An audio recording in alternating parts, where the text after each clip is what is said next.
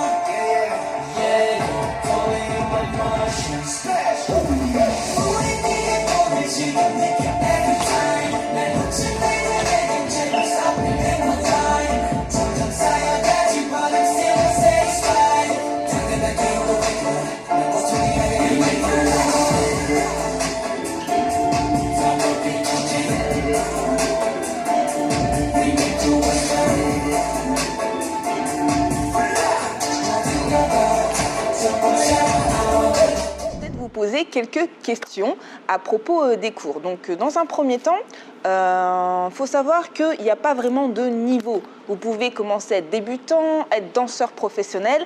En fait, le plus important, c'est de s'amuser et d'être regroupés tout ensemble.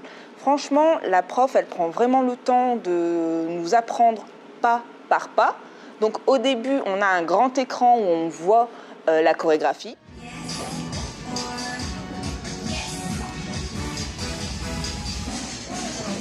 Ensuite, on fait des échauffements tous ensemble.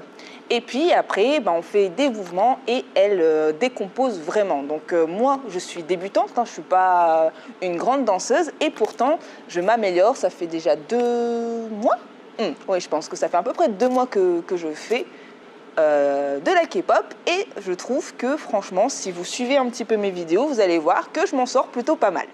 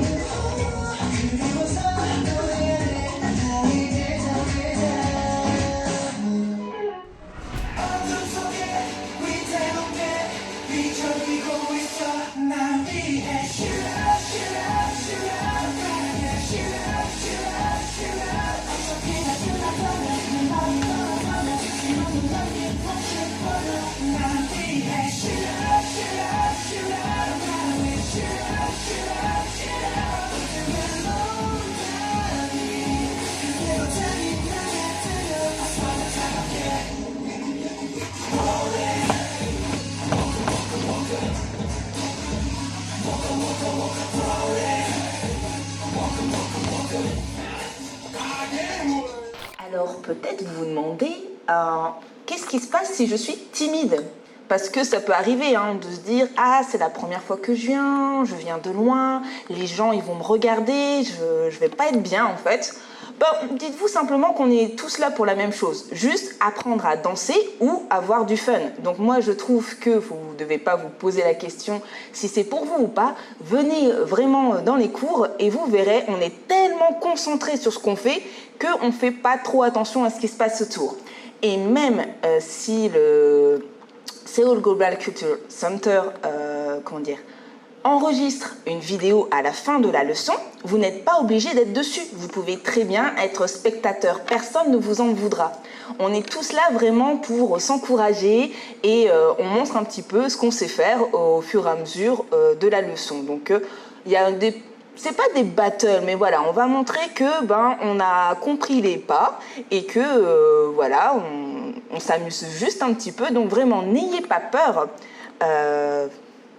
Dites-vous, on est là pour s'amuser, on est là pour apprendre et c'est un cours qui se veut sérieux mais qui se prend pas au sérieux. Voilà, tout simplement.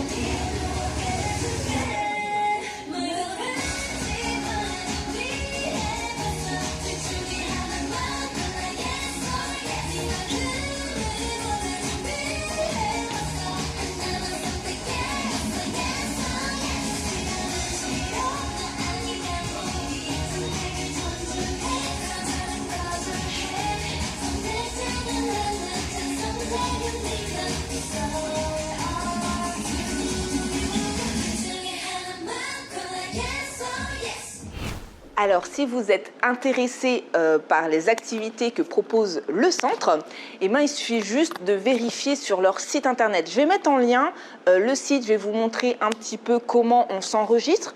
Donc, vérifiez bien l'horaire, si le cours est gratuit ou pas.